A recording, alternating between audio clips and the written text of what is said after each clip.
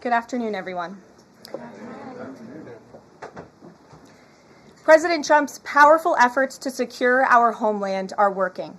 According to newly released numbers, last month, Border Patrol saw a 93% decrease of illegal aliens crossing the southwest border between ports of entry from May 2024 under Joe Biden, when they encountered more than 117,000 illegal aliens. And this particular statistic is absolutely astounding. In the month of May, under the Trump administration, 0 illegal aliens were released into our country by Border Patrol. Let me say that again. Not a single illegal alien was released into the interior of the United States of America last month under this administration. Let's contrast that to Joe Biden's failed leadership, where immigration officers were wasting their finite time and resources processing dangerous illegal aliens for release into the United States. President Trump immediately terminated that reckless Biden-era practice that undermined the rule of law, jeopardized public safety and our national security, and diverted critical resources away from stopping deadly drugs and violent criminals from entering our country. That's the reason why not a single illegal alien was released into the interior of the United States in the month of May. And as a result, we now have a border that is reaching unprecedented levels of operational success. The efforts by President Trump to stop the illegal immigrant invasion and secure the border in this short amount of time represent one of the greatest achievements by a presidential administration in the history of our great country. With illegal entries being overwhelmingly halted, the Trump administration is dramatically ramping up efforts to arrest and deport all of the millions of criminal illegal aliens that Joe Biden let into our country over the past 4 years. President Trump has directed all of our ICE officers to do everything in their power to carry out the single largest mass deportation operation in history. Illegal criminals who are hiding in America's largest so-called sanctuary cities will be increasingly targeted for removal. Radical Democrats will no longer be allowed to shelter illegals who threaten public safety as part of their cynical efforts to expand political power, drain the American taxpayer, and artificially lower wages and steal American jobs. ICE officers are courageous heroes, upholding the rule of law and keeping our citizens safe. And they have the full and unwavering support of this president. In economic news, President Trump's pro-growth agenda is delivering for the American worker. Through the first 5 months of the Trump administration, real blue-collar wages are up nearly 2%. It's the strongest growth in nearly 60 years and a stark contrast from the negative wage growth seen during the first 5 months of the Biden administration. America is quickly returning to the successful formula of the first Trump administration: low inflation and rising wages. Once the big, beautiful bill is passed, this positive trend will only accelerate. Senate Republicans are continuing to push this critical legislation forward. The One Big Beautiful Bill will drive growth and supercharge the American economy. The Council of Economic Advisors found that the One Big Beautiful Bill will raise take-home pay by nearly $14,000 for a year for the average family of 4. The CEA also found that the One Big Beautiful Bill will increase wages as much as $11,000 for the average worker in America. The One Big Beautiful Bill expands the child tax credit and makes it permanent for more than 40 million families with children. And the bill will deliver no tax on tips, no tax on overtime, and substantial tax cuts for our incredible seniors. Simply put, the One Big Beautiful Bill is a massive win for middle-class Americans. When nearly 80 million Americans sent President Trump back to this White House, they were doing so expecting these popular policies to be enacted. Republicans in Congress have a mandate to deliver, and President Trump demands they send this historic bill to his desk for signature by Independence Day, July 4th. The American people are fully behind President Trump. According to brand new polling from Insider Advantage, a clear 54% majority of Americans approve of the job President Trump is doing. That's because this president is keeping his promises and taking action every day to improve their lives. And passing this bill will help fulfill a number of President Trump's core campaign promises. Now, regarding the ongoing situation in Iran, I know there has been a lot of speculation amongst all of you in the media regarding the president's decision-making and whether or not the United States will be directly involved. In light of that news, I have a message directly from the president, and I quote, "Based on the fact that there's a substantial chance of negotiations that may or may not take place with Iran in the near future. I will make my decision whether or not to go within the next 2 weeks. That's a quote directly from the president for all of you today. So we'll kick it off for questions here in our new media seat. We have Eli Lake from the Free Press. Eli, go ahead. Thanks so much for having us. Thank you. The Free Press.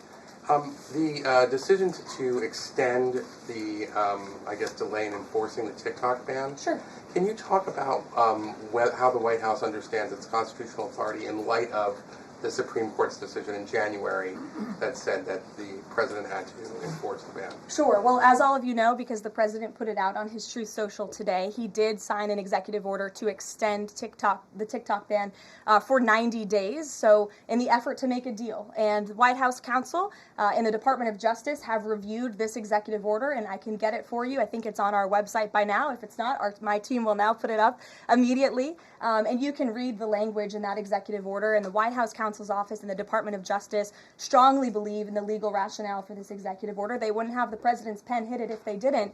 And the political reasoning for this, of course, is because the president made a promise to keep TikTok on. There are 100 million Americans who use this app. It's wildly popular. He also wants to protect Americans' data and privacy concerns on this app, and he believes we can do both things at the same time. So he's making an extension so we can get this deal done. Can I get a follow-up? Sure. A few weeks ago, Tucker Carlson reported on a meeting between the president, Mark Levin, and others at the White House. Is there a leak investigation, and can you say who else was in that meeting? I'm not aware of a leak investigation at this time. I, for one, do not reveal details about the president's private meetings without his permission to do so. But certainly the president does not like when people leak. He takes that very seriously. This entire administration takes that seriously, and that's why you've seen at agencies some of the cabinet secretaries have been given the authority by the president to let go of staff who are engaged in such leaks, especially those that risk American national security. Sure. Go ahead. Karoline, thank you. So, Rhino warmonger Lindsey Graham, he recently called on the U.S. to go all in. That's quite the lead to a question. Right. What's your message to everyday Trump supporters? Not the Tucker Carlsons or other big names, but everyday Trump supporters, grassroots who voted for President Trump to stop the wars, rejected this in the primary, going into another war, but voting against Nikki Haley, and they want to see non-U.S. involvement in this war. What's your message? Trust in President Trump.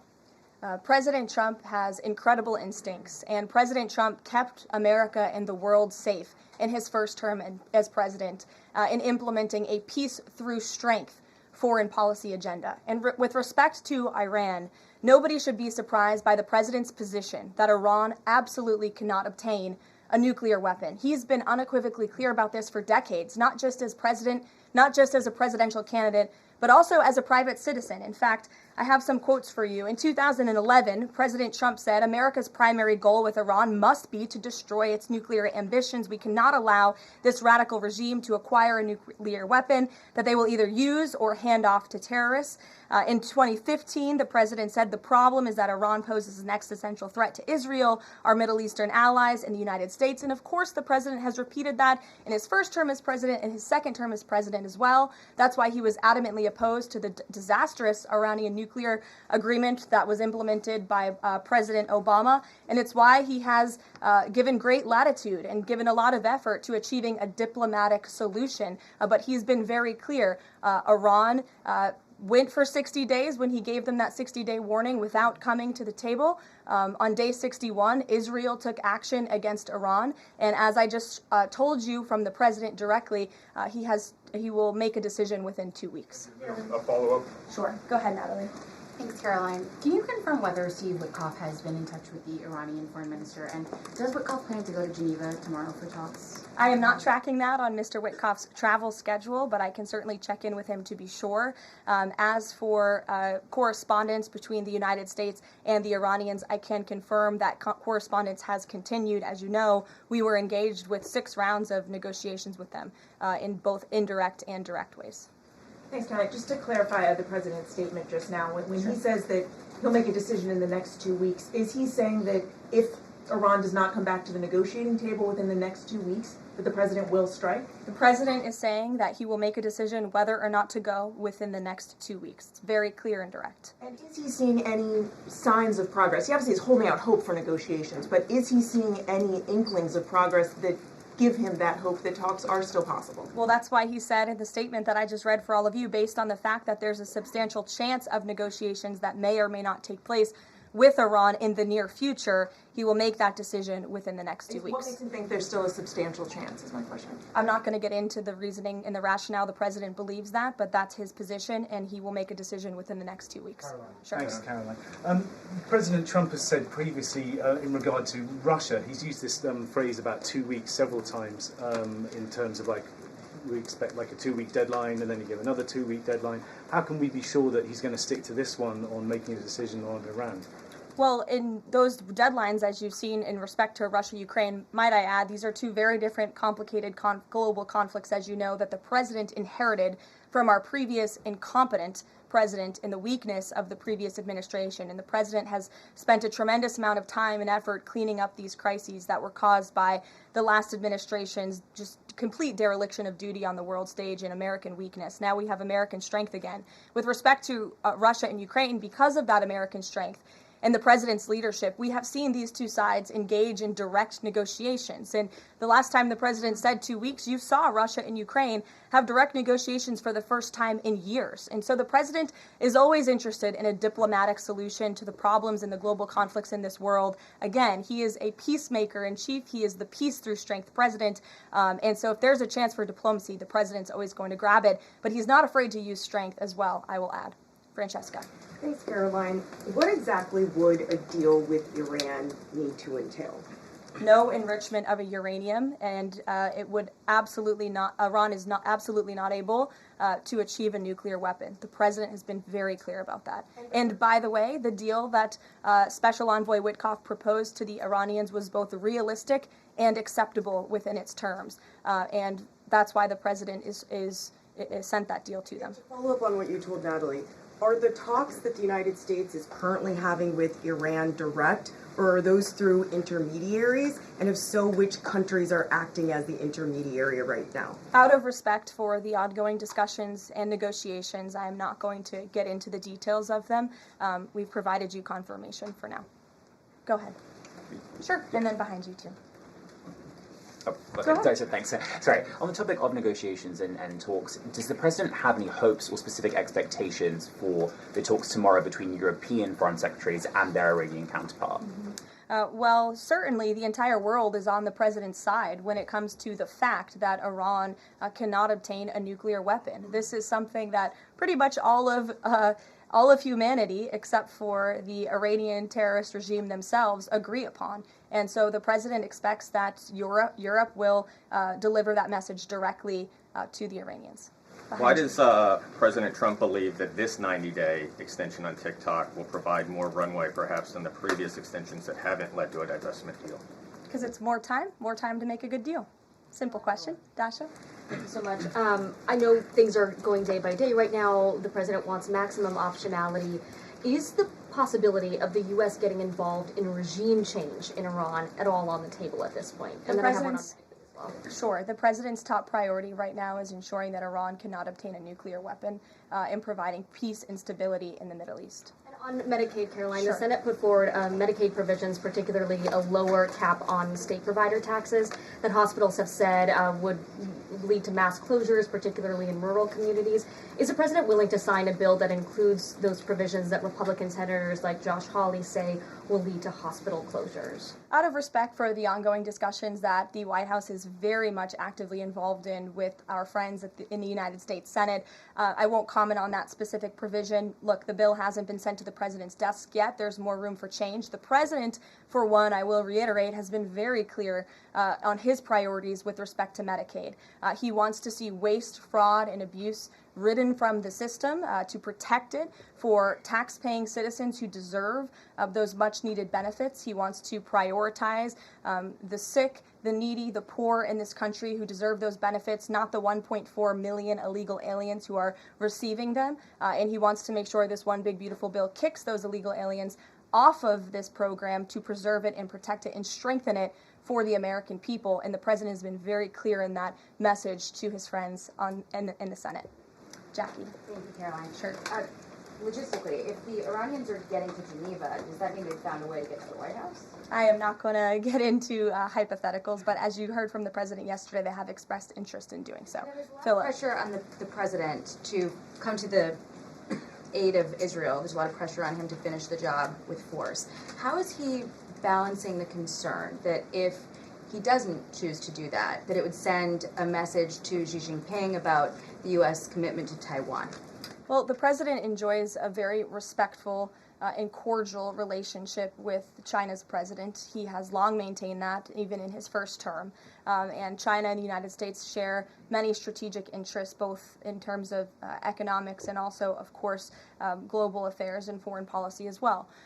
However, when it comes to balancing these different viewpoints, the president is balancing a lot of viewpoints, and he is listening not just to other world leaders, but to his advisors and to people here in the country and the American people too. And I think that's what makes this president such a great leader, is his ability to listen and make a good decision on behalf of the American public based on his instincts and his experience. Don't forget, this is a president who was here before, and the world was a much more peaceful and stable place when he left office than when he came back in after the past 4 years of complete incompetence by the previous president. Philip, go ahead. Thank you, Caroline.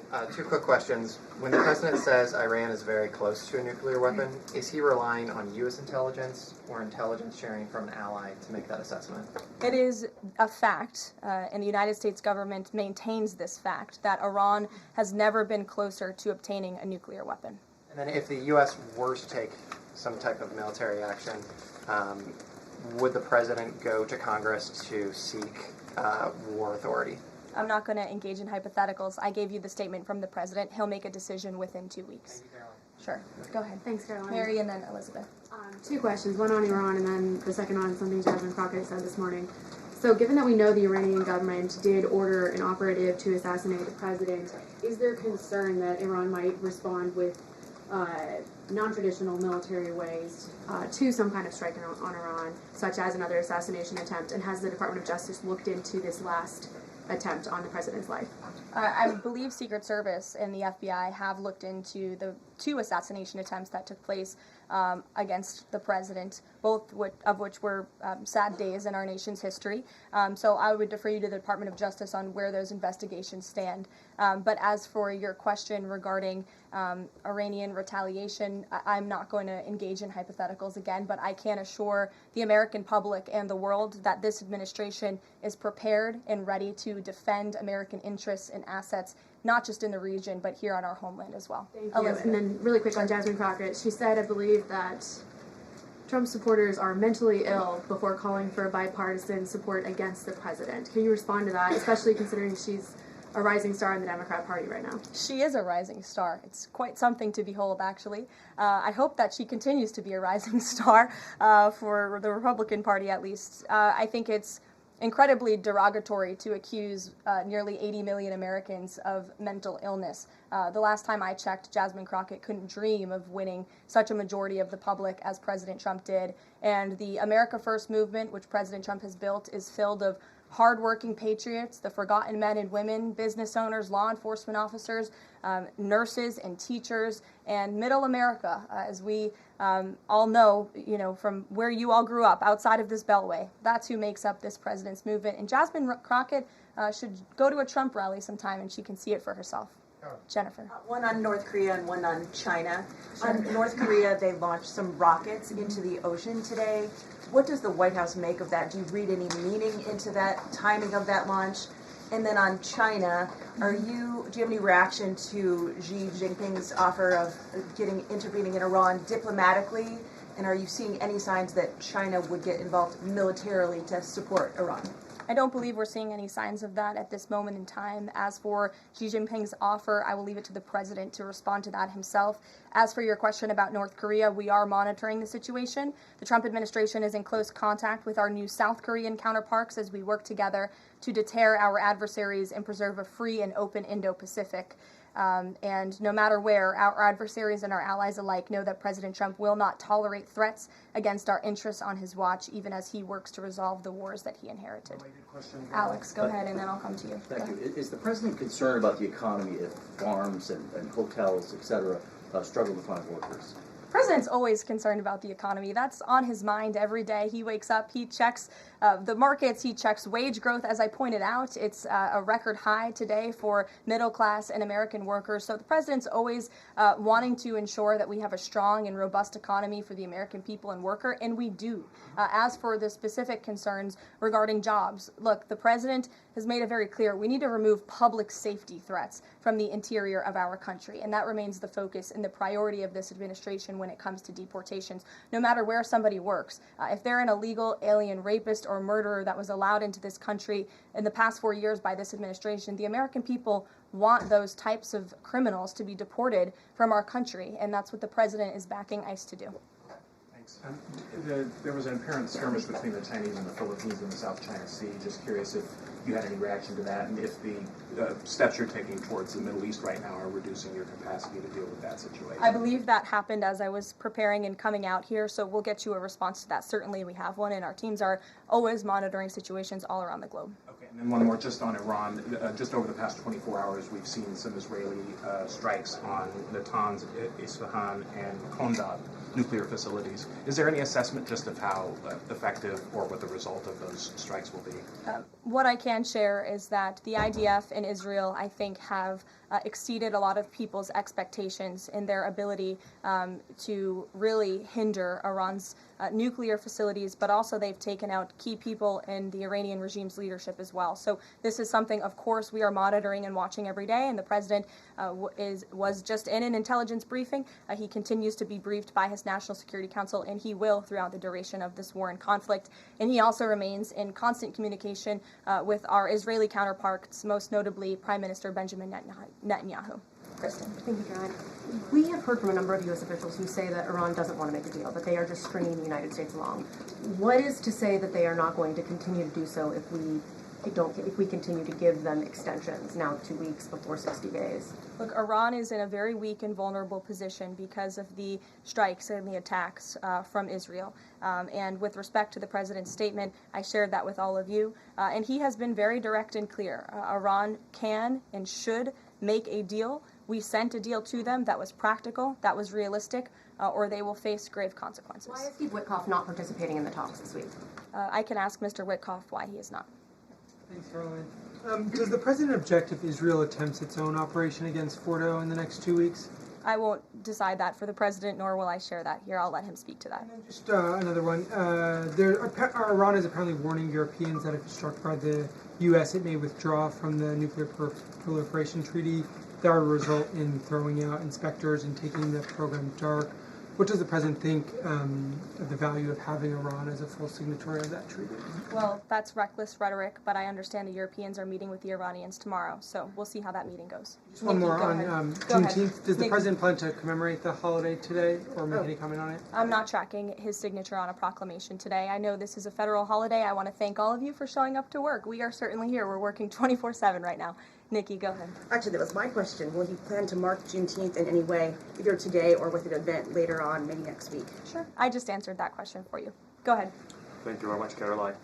The fact that this president is giving some time and space for diplomacy, another 2 weeks, does it mean that the president is trying his best to avoid a direct conflict with Iran?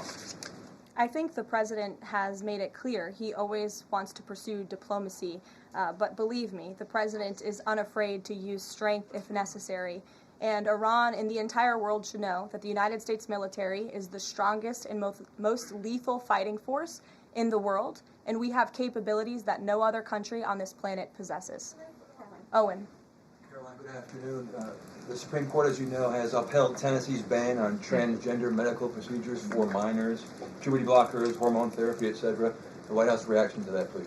It's a huge victory for America's children, and it's obviously something this administration believes strongly in, that young minor children should not be allowed to be subjected to chemical castration and mutilation. The president himself has taken very strong orders, or has signed very strong executive orders on this, and we are grateful for Tennessee's efforts to protect our children, and we are grateful the Supreme Court ruled on the side of the law, but also on the side of protecting America's innocent children. Elizabeth, go ahead. Sorry, I skipped you earlier. Thank you so much. Secretary of State Marco Rubio announced new vetting procedures on student visas. Will this serve as a model for vetting other foreign visas? For all foreign visas, yes. As you know, the president signed an executive order, I think it was one of the first he signed in the first week, to strengthen our vetting requirements and our vetting system here in the United States for all visas. He directed the Secretary of State to do that. There was a pause in some of that vetting, as you all know, recently, especially with respect to students from some certain countries. But the vetting has continued, and it's stronger than ever before. As for specifics on how the vetting process has changed, I would defer you to the Department of State. As you know, they're in charge of things like that. Thank you. To what extent is this 2-week delay with Iran the result of interventions by the likes of Tucker Carlson, Marjorie Taylor Greene, or the entreaties of European leaders who want a de-escalation? Look, the president hears all voices across the country, and he makes decisions based on his instincts. And he has always said diplomacy is his first option. And is he still planning to attend the NATO summit next week? He is, yes. We will be departing from Washington on Monday morning, and hopefully we'll see some of you there. Kayla. Thanks, Caroline. Oil prices have been spiking over the last week. Is the president watching the oil market, and is that factoring into his decision-making in the Middle East? Again, as I said to, I think, Alex's question previously, the president is always watching, and this administration is doing more than any in history to bring oil prices and gas prices here at home down for the American public. They have been plummeting since President Trump's inauguration because of the executive action and the federal action this administration has taken on the home front. But yes, of course, he's paying attention and monitoring that. But as for whether it's weighing into his decision, there's a number of factors that, of course, are, and as I said, he will make that decision in the next 2 weeks. Can't reiterate that enough. Ouija. Caroline, thank you. With regard to a potential deal, Iran has said it will not negotiate under duress. Does the president believe there should be a ceasefire in these next 2 weeks as the U.S. tries to broker a deal? That's not what he said in the statement he dictated to me, so I won't get ahead of the president or add anything additional to the statement that he gave me the liberty to share with all of you. And then just to follow up on how close Iran is to a nuclear weapon, can you clarify, when the president said a few weeks away, did he mean obtaining enough enriched uranium to start building a weapon, or did he mean Iran is a few weeks away from completing the production of a weapon? I'm glad you asked that, Ouija. It's an important question, and it's one, frankly, the media has been getting wrong. Let's be very clear. Iran has all that it needs to achieve a nuclear weapon. All they need is a decision from the supreme leader to do that, and it would take a couple of weeks to complete the production of that weapon, which would, of course, pose an existential threat not just to Israel, but to the United States and to the entire world. And that is something that the entire world, including countries like Russia, is in agreement with, that Iran should not and cannot obtain a nuclear weapon. And that's why the president believes that, and he's believed that, again, not just his political career, but frankly, his entire life. So it Michael. sounds like it's the former, just to be clear. Correct. That they have the components. Okay, Correct. thank you. Michael. Caroline, as we look forward to the NATO summit next week, Spain right now is threatening not to oblige the president's request for all NATO countries to spend at least 5% of their GDP. Does the president take issue with this, with Spain right now? I didn't see Spain's comments. I'll make sure the president sees them, and I can assure you he wants to see all European countries pay their fair share and meet that 5% threshold. It's only fair considering the American taxpayers have given a significant chunk of money to the tune of billions of dollars to support our mutual interests and our assured defense. So I will let him speak to that, but he's made his priorities for our European allies quite clear, including Spain. Caroline, one last question. When it comes to the president's position on foreign policy in general, is there a phrase that the White House has coined? Is there a Trump doctrine? Does the president like to talk about this? Anyone here in the White House talking about this? And if so, if there is something akin to a Trump doctrine, how would you define it? America first, always. And with that, I think I'll leave you. I know there's a lot of news in the world right now. As you know, our team is always here to answer your questions, and the president, I am sure, will take more questions from you guys at some point this week, as he always does in the effort of transparency. I appreciate your being here on a federal holiday, and we'll see you later. Thank you.